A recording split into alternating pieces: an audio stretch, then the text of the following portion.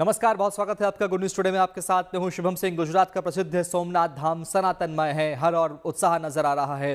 भक्तों का उत्साह चरम पर है, चारों ओर खुशी की लहर है। इसका अंदाजा इसी बात से लगा जा सकता है कि देश के प्रधानमंत्री नरेंद्र मोदी खुद इस अवसर पर यहाँ मौजूद हैं। ये 3 तस्वीरें आपको हम दिखा रहे हैं। सोमनाथ धाम में पीएम मोदी दर्शन कर रहे हैं।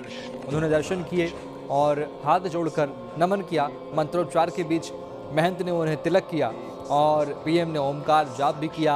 ये तस्वीरें आप देखिए, जहां लगातार निरंतर ओमकार जाप किया जा रहा है, वहीं पीएम मोदी पहुंचे और उन्होंने भी ओमकार जाप में हिस्सा लिया।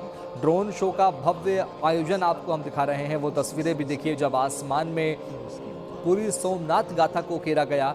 ये तस्वीरें आप देखिए, आधुनिक ड्रोन शो के जरिए सोमनाथ गाथा को उकेरने का एक क्षण, जब हर कोई इसे देखकर मंत्रमुग्ध रह गया। आंखें बस देखते रही कि आखिर ये कैसे ये सब संभव है। तस्वीरें आप देखिए, ड्रोन शो का भव्य आयोजन यहाँ पर किया गया। पीएम ने भी ड्रोन शो को इस अलौकिक ड्रोन शो को देखने के बाद हर कोई मंत्रमुग्ध रह गया। सोमनाथ मंदिर में पीएम मोदी ने ओमकार मंत्र का जाप किया और ये तस्वीरें आप देखिए, लगातार निरंतर यहाँ ओमकार जाप लगातार जारी है। बड़ी संख्या में साधु संत और विप्र ब्राह्मण यहाँ ओमकार जाप कर रहे हैं। पीएम ने भी ओमकार जाप किया। ये 2 तस्वीरें आप देखिए, समुद्र किनारे पीएम का ओमकार जाप और सोमनाथ मंदिर में पीएम ने पूजा अर्चना की, विधि विधान के साथ दर्शन पूजन किया, भगवान का आशीर्वाद लिया और देश की सुख शांति और समृद्धि की कामना की। ये तस्वीरें सोमनाथ की है, जब अब से कुछ देर पहले पीएम मोदी सोमनाथ धाम में मंदिर में पहुंचे। उन्होंने सबसे पहले हाथ जोड़कर नमन किया, भगवान से प्रार्थना की, उनकी आराधना की। मंदिर के महंत ने मंत्रोच्चार के साथ पीएम मोदी को त्रिपुंड का तिलक किया और उसके बाद पीएम ने आशीर्वाद लिया और देश की खुशहाली की कामना की। इसके ठीक बाद पीएम मोदी पहुंचे ओमकार मंत्र का जाप करने। यहाँ ओमकार मंत्र जाप कर रहे तमाम बटुकों के बीच में बैठकर पीएम ने ओमकार मंत्र का जाप किया। ये तस्वीरें सोमनाथ की है। ये 3 तस्वीरें आपको हम दिखा रहे हैं। अब से कुछ देर पहले की तस्वीरें, जब ड्रोन शो का भव्य आयोजन यहाँ किया गया और वहाँ मौजूद लाखों लोगों ने ड्रोन शो को देखा। और अब रुक कर लेते हैं सहयोगी संजय शर्मा जी का। संजय जी, किस तरह की तस्वीरें आपने देखी ड्रोन शो के जरिए, क्या संदेश देने की कोशिश की गई ड्रोन शो में, और पीएम मोदी का ओमकार मंत्र जाप कितना शक्तिशाली है ओमकार मंत्र, जरा इस पर भी प्रकाश डालिएगा संजय जी। जो हमारे वैज्ञानिकों ने एक रिसर्च किया है और जो अंतरिक्ष वैज्ञानिकों ने, उनका यह कहना है कि सूर्य के आसपास जब इन्होंने ऑडियो रिकॉर्डिंग की है तो वहां जो ध्वनि हो रही है जी, बिल्कुल अंतरिक्ष में जहां कोई हवा नहीं है, जहां कोई आवाज नहीं है, वहां पर ओम की ध्वनि उनको रिकॉर्ड की गई। और ओम अपने आप में मतलब प्रणव अक्षर कहते हैं उसको जी। तो उसका बहुत वैज्ञानिक महत्व भी लोग बताते हैं। हालांकि आज के जमाने में पुरानी सरकारें तो ये कहती रही हैं कि ये सब कुछ ढकोसलेबाजी है, लेकिन उसके जो वैज्ञानिक असर हुए हैं, अब आज लोग योग की भी जो असर है उसको मेडिकल साइंस भी प्रूव कर रहा है। तो ओम की अपनी उसका एक ऑरा है ओम का, और ओमकार मंत्र का जाप हुआ है। और जो ड्रोन शो है ये बताता है कि हमारी सबसे पुरानी संस्कृतियों में से जो हमारी सनातन संस्कृति है और जो आधुनिकतम विज्ञान है उसके साथ वो कैसे कदम ताल करती है, ये आज बताया है कि आधुनिकतम जो प्राचीनतम संस्कृति आधुनिकतम विज्ञान के साथ कैसे तालमेल बिठाती है, वो आज का ड्रोन शो बता रहा है। हम इतिहास, कला और संस्कृति इसको कैसे एक साथ जोड़ सकते हैं, वर्तमान और उसके भविष्य को कैसे हम शिक्षा दे सकते हैं, देश के भविष्य को कैसे बता सकते हैं, यानी नई पीढ़ी को। तो ये सारे संदेश एक साथ प्रधानमंत्री ने दिए हैं। वो इतिहास जिसे भुला दिया गया है, उस इतिहास को कैसे हम आत्मसात कर सकते हैं, उसको कैसे हृदयस्थ कर सकते हैं, ये प्रधानमंत्री ने संदेश दिया है। और ये बताया है कि अपने इतिहास पर गर्व करना जिनको नहीं आता उनकी स्थिति नष्ट हो जाती है। तो इसलिए हमें हमारे लिए नई पीढ़ी के लिए आवश्यक है कि वो अपने सही इतिहास को जाने। जो इतिहास तोड़ मोड़ कर पढ़ाया जा रहा है, तोड़ मरोड़ कर, वो अलग चीज है, लेकिन सही इतिहास को जाने। उस समय के लोग जो वहां मौजूद थे, उन्होंने जो अपने संस्मरण लिखे हैं, अलबर्नी हो या और अन्य विद्वान हो, उन लोगों ने जो वहां का आंखों देखा हाल लिखा है, वो हमें जानना चाहिए और उससे हमें आगे क्या प्रेरणा ले सकते हैं, वो सारी चीजें। क्योंकि ये सारे हमले इसलिए हुए कि हमने उस समय एकता के साथ एकजुट होकर उनका मुकाबला नहीं किया। नहीं तो 30,000 घुड़सवार क्या होते हैं? 30,000 घुड़सवार को अगर भारत के उस समय के लोग एकजुटता के साथ उसका मुकाबला करते तो उनको कहां काट कर फेंक देते पता नहीं चलता। लेकिन उस समय की जो परिस्थितियां थी उसके मुताबिक एकता से लोग लड़ नहीं पाए और उल्टे धन के लालच में उनके साथ हो गए, उनकी मदद की, तो इससे हमारी संस्कृति को नुकसान हुआ। और यहाँ की जो सोमनाथ मंदिर की जो प्राचीन मूर्तियां थी वो उनको भी महमूद गजनवी अपने साथ ले गया और उसने वहां अपने महलों में और मस्जिदों में और उन सब जगह उनका इस्तेमाल किया।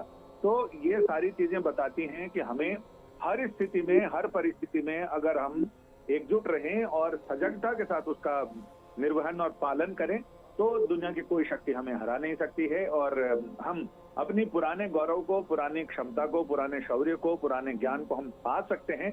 उसके लिए बस डेडिकेशन होना चाहिए।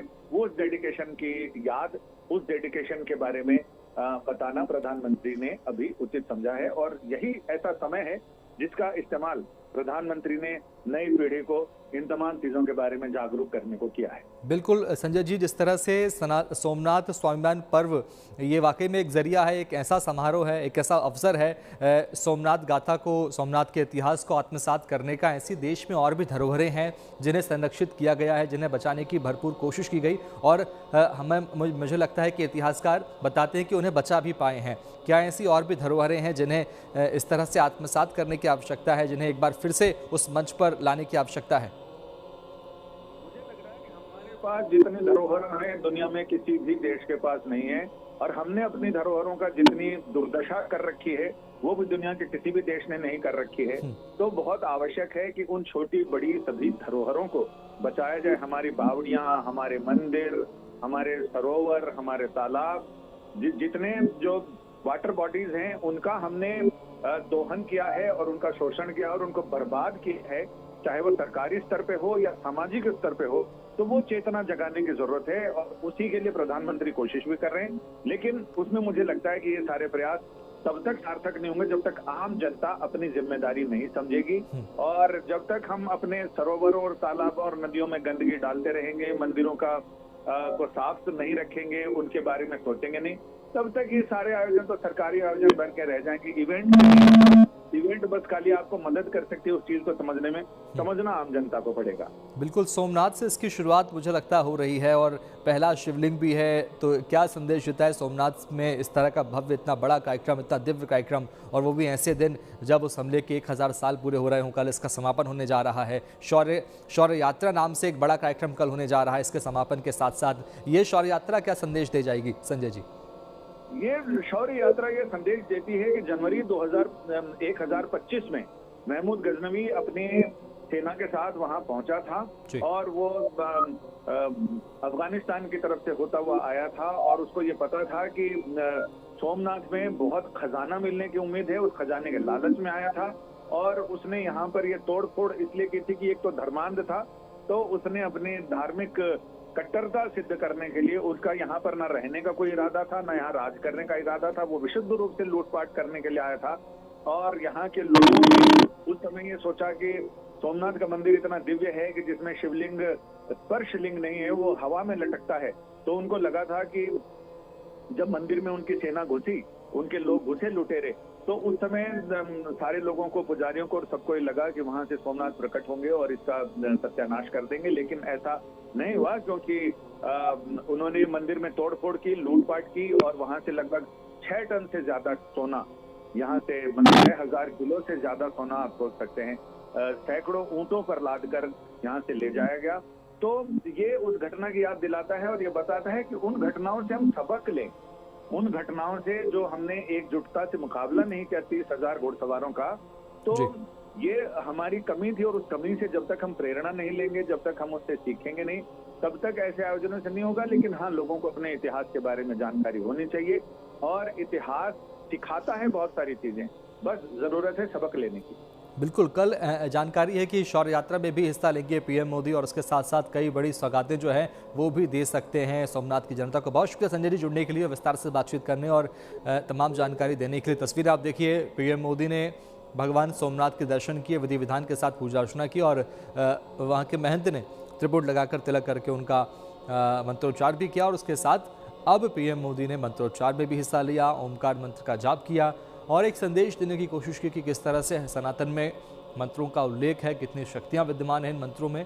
और ये देखिए लगातार निरंतर जानकारी है कि 72 घंटों से लगातार ओमकार मंत्र का जाप किया जा रहा है। ना सिर्फ वहाँ के स्थानीय लोग बल्कि बटुक, ब्राह्मण, विप्र, साधु, संत सभी इस ओमकार मंत्र जाप में हिस्सा ले रहे हैं, जिसमें पीएम मोदी ने भी हिस्सा लिया।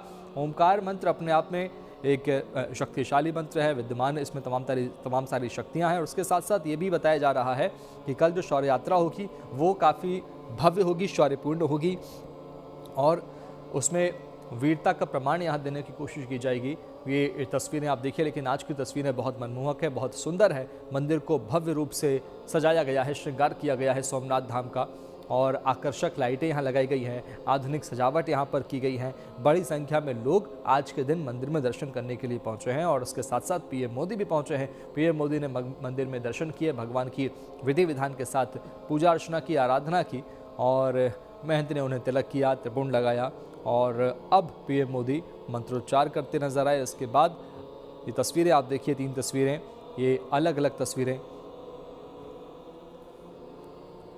आपको हम दिखा रहे हैं। ये 3 तस्वीरें जिसमें अलग अलग क्षण जो है वो आपको नजर आ रहे हैं।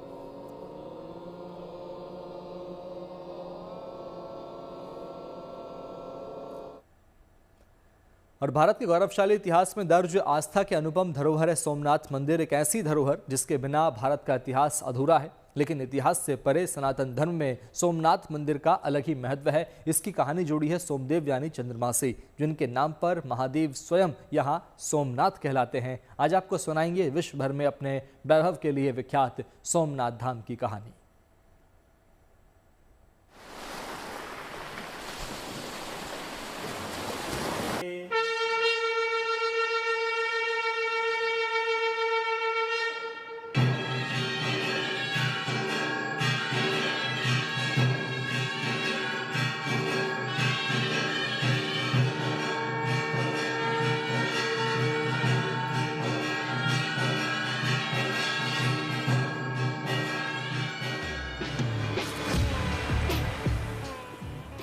सौराष्ट्र के प्रभास तीर्थ क्षेत्र में सागर के तट पर आस्था की लहरों के बीच शान से विराजमान हैं सोमेश्वर महादेव।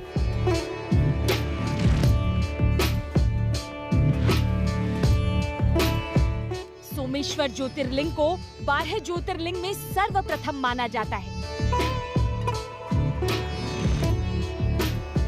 ऋग्वेद से लेकर स्कंद पुराण और श्रीमद् भागवत से लेकर महाभारत तक हिंदू धर्म के ग्रंथों में सोमनाथ मंदिर के महत्व का उल्लेख मिलता है।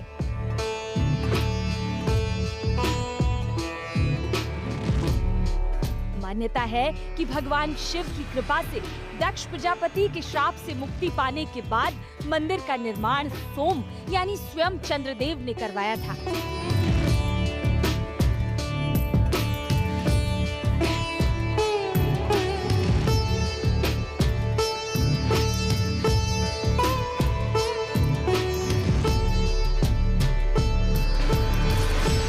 मंदिर का इतिहास 2 रूप से देखा जा सकता है, एक प्राग ऐतिहासिक और ऐतिहासिक। प्राग ऐतिहासिक इतिहास अगर देखें तो पुरा काल में भगवान चंद्र को शाप लगा था और शाप से मुक्ति पाने के लिए उन्होंने प्रभास में आकर 10 करोड़ महामृत्युंजय मंत्र का अनुष्ठान किया और यहाँ से भगवान शिव को प्रसन्न किया और प्रसन्नता के बाद भगवान शिव ने उन्हें आशीर्वाद दिया, आज से तुम यहाँ से समुद्र से लिंग निकालो और उस लिंग की तुम प्रतिष्ठा करो। इस प्रतिष्ठा के बाद इस लिंग के साथ तुम्हारा और मेरा दोनों का नाम रहेगा। सोम माने चंद्र और उनके नाथ अधिष्ठाता माने ईश्वर शिव जी।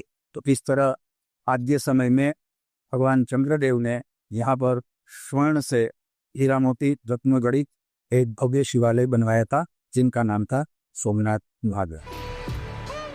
पौराणिक कथा के अनुसार चंद्रदेव यानी चंद्रमा का विवाह दक्ष प्रजापति की 27 बेटियों से हुआ था, लेकिन चंद्रदेव को उन पत्नियों में सिर्फ रोहिणी से लगाव था। बाकी बेटियों ने जब अपने पिता को इस भेदभाव के बारे में बताया तो राजा दक्ष ने चंद्रदेव को श्राप दे दिया कि अब से हर दिन तुम्हारा तेज क्षीण होता रहेगा। दक्ष के शाप से चंद्रमा का तेज हर दिन घटने लगा। शाप से मुक्ति के लिए चंद्रदेव ने घनघोर तपस्या कर भगवान शिव को प्रसन्न किया और शाप से मुक्ति पाई। शाप मुक्ति के बाद चंद्रदेव ने दूसरे देवताओं के साथ मिलकर प्रार्थना की कि शिव माता पार्वती के साथ वहीं रह जाएं। भगवान शिव ने उनकी प्रार्थना स्वीकार की और ज्योतिर्लिंग के रूप में स्थापित हो गए। चंद्रमा का एक नाम सोम भी है, इसलिए इस ज्योतिर्लिंग का नाम सोमनाथ पड़ा।